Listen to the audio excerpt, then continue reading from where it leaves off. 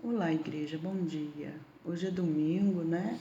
Escola dominical, que a gente já não tem há bastante tempo.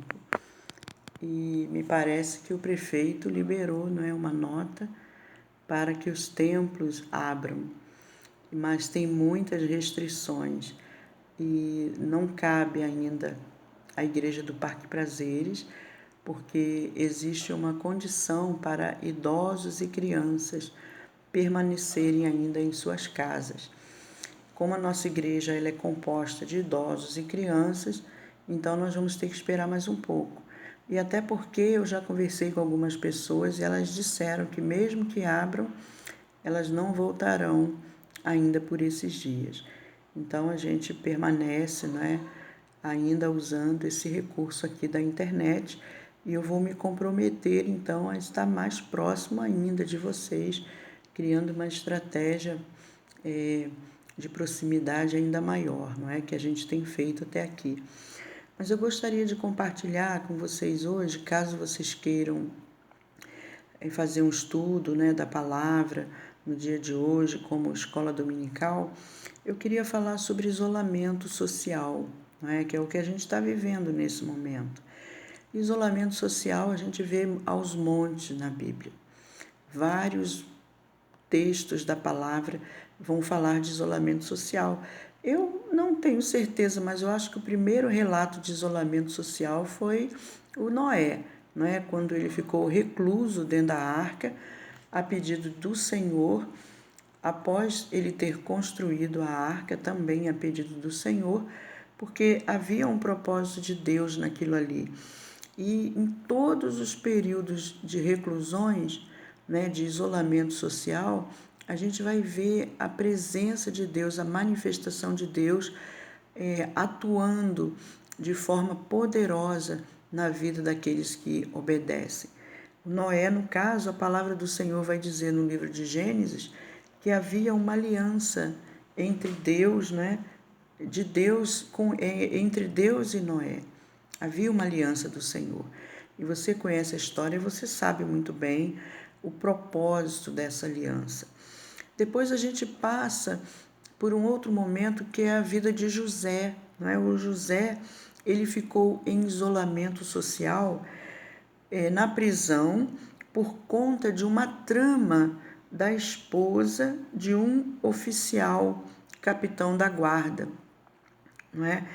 Esse texto, essa história está narrada em Gênesis capítulo 39, a partir do verso 21. E lá o texto, a palavra de Deus vai dizer que contudo Yahvé, Deus, o Senhor, assistiu José, mesmo nessa trama. Estendeu sobre ele a sua bondade e poder e o fez encontrar graça aos olhos do carcereiro-chefe, de onde ele estava aprisionado. Ou seja, gerou ali uma amizade, gerou ali um afeto, e através desse afeto começou todo um processo, né, de libertação da vida de José. E em Gênesis 41 vai dizer que Deus não se esqueceu de José. Mesmo ele tendo ficado recluso, né, ficou aprisionado por conta de uma trama, um laço que arrumaram para ele, mas Deus não esqueceu de José. Então prestem atenção nessas palavras fortes, temas fortes. Bom, depois disso nós vamos ver vários relatos, né, de isolamento social. Nós temos o próprio profeta Elias, que se escondeu numa caverna.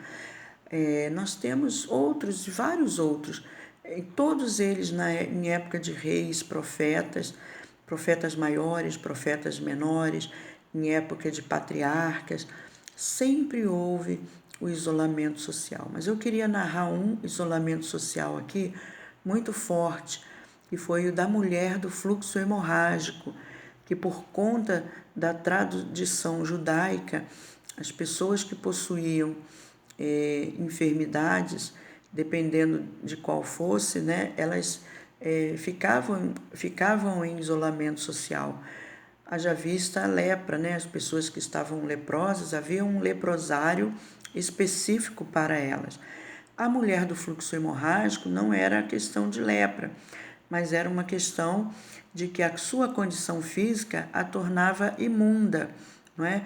Isso era um precedente judaico e por conta disso, dessa hemorragia, uma menstruação constante, né, que não cessava, as pessoas nessa condição eram obrigadas a ficar no isolamento social. Isolamento social sem contato com parentes, com ninguém, apenas ali recebendo esse tratamento. Bom, em todos esses casos e em muitos outros que eu não vou narrar aqui por questão de tempo, a gente percebe que Deus deu um jeito, deu uma solução, tinha uma resposta.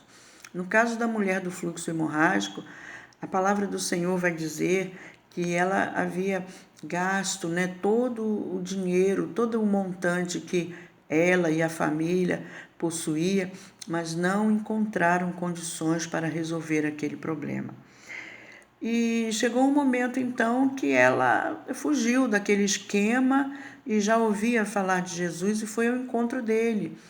E Jesus estava na rua, como sempre, com muita gente, não é, cercando, e ela furou aquele cerco ali e ela pensou: se tão somente eu tocar nas suas vestes, eu serei curada. Então ela procedeu dessa maneira. Esse texto está em Mateus, capítulo 9, de 20 a 22. E a gente observa que nesse texto, essa mulher que não tinha nada, a não ser uma saúde frágil, não é?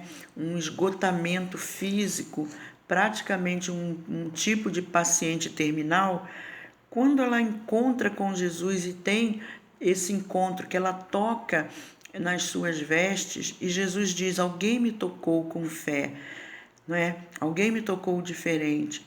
A gente percebe então que esse toque ele foi altamente especial, porque ela tocou na unção de Jesus. E quando a gente toca na unção de Jesus, milagres acontecem. E aí o Senhor Jesus, então, ao perceber, olha para ela e diz assim: anima-te grandemente. Filha, a tua fé te salvou. Então, desde aquele momento, aquela mulher ficou sã.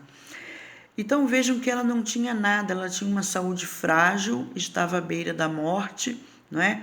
E nesse processo de isolamento social que ela decidiu agir a fé, ela procura Jesus, toca em suas vestes e Jesus libera para ela uma palavra de poder, ministrando o ânimo, porque depois de 12 anos, obviamente, havia um desânimo da parte dela, mas não um desânimo ao ponto de querer desistir, porque havia um desânimo, mas ela ainda insistia na cura, e isso é muito importante. Ele disse: filha, deu um tratamento de filha. Quanto tempo aquela mulher não recebia esse tipo de tratamento?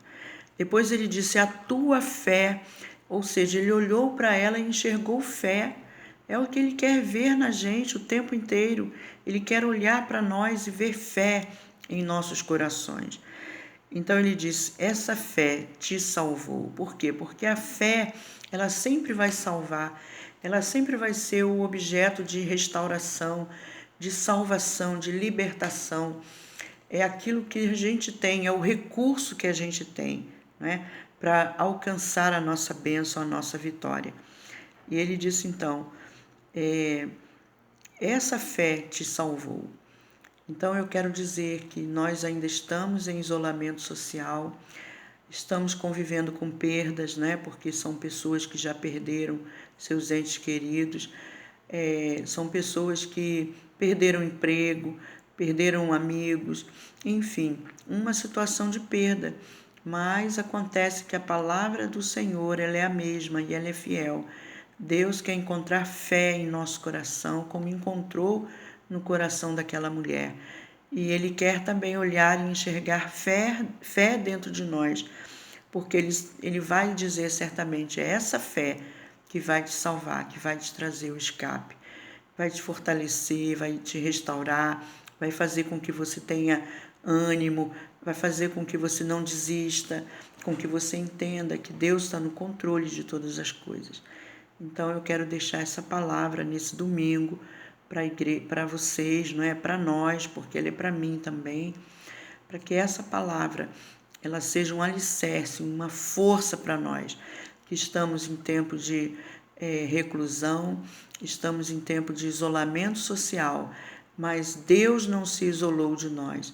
O Espírito Santo não se isolou de nós, ele continua presente, ele está vivo e sabe de detalhes que nós não sabemos.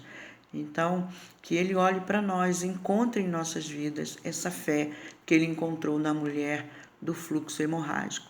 Então, lembrando, Deus estava com Noé, Deus não esqueceu de José, e Jesus olhou para aquela mulher do fluxo hemorrágico e encontrou fé. Resumindo, para terminar, né?